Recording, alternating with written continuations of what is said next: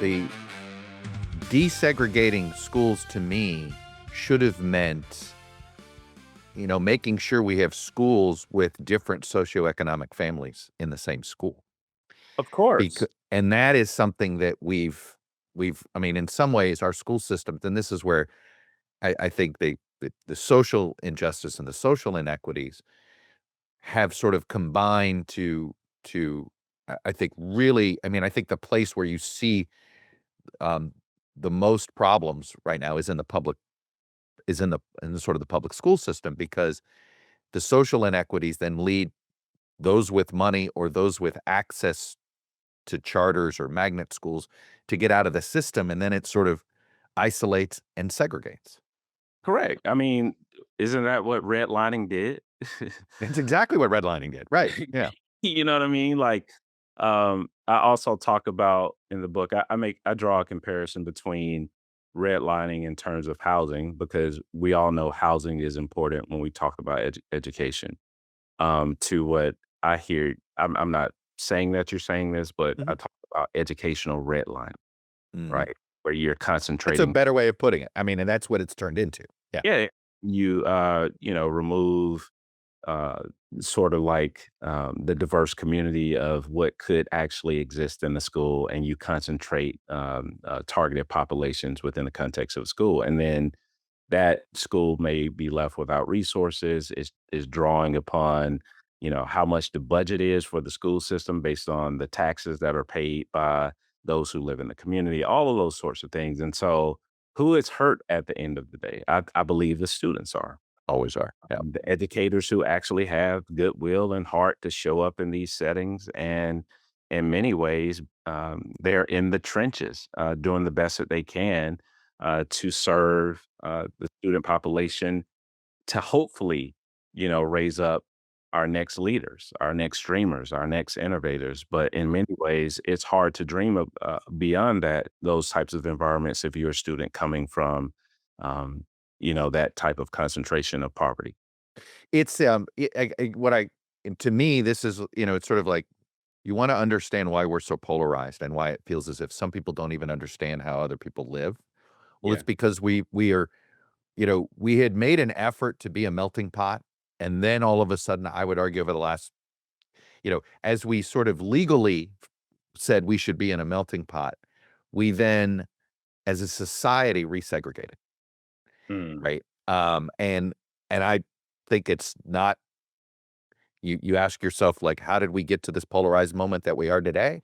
Well, it doesn't happen quickly, right? It happens incrementally, and it's like over time, the more you segregate out, the more you segregate, whether it's by religion or whether it's by socioeconomics or whether it's by race, well, then guess what? People don't understand how other people live. And Well, then when you don't have that, you have no empathy. And then all of a sudden everybody's a two-dimensional figure, not a three-dimensional figure, and we get into the sort of the negative stereotypes that are driving our politics today.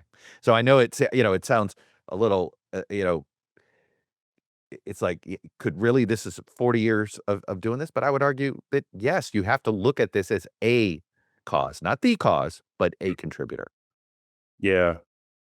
What do you think is driving the separation these days? Um, from my lens, I would see how some people who may be connected to the community that I was fashioned in, as always seeing the world as kind of being separate. I mean, there were Mhm. some advances where, you could get accepted into certain colleges. You can my grandmother is 90, she just turned 93. She still shoots me text messages, right? Still Nice. live in the neighborhood where Yeah. I grew up.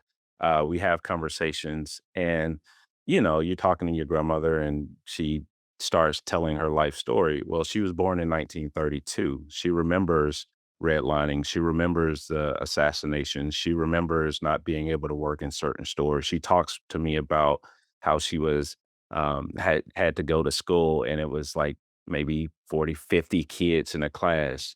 Well, the beat down textbooks and all of those things. And so I'm just, when I hear you talk, I'm thinking about her lens. But even just recently, I had a conversation with her, and she's still hoping that the world will be less separate, you know? Yeah. And, to your point, I think Well, we she's seen she could I it's a shift, but as to your point, we are starting to see a resurgence of this kind of separate nature. I'm curious, it's interesting, you talk about your grandmother's optimism. Yeah. Now she saw us at a she saw the she was a lived in a society that treated her much worse, right, Yes. Yeah. than you've been treated. Sure. Um, and so in her lifespan, she has seen progress, right? Yeah. And I think about this with, I always say, "Hey, I'm literally I started school 5 years away from segregation in Miami." Right? I Oh, I wow. joke that I was born in Miami and I graduated high school in Miami, right? I started school in 1977. Well, you know, it wasn't that much before then that you had in this Miami was a southern city like every other southern city and what that meant back in the late 60s and early 70s. And yet, I grew up in a different way, right? And so I look at it and it's like, "But we haven't made much progress."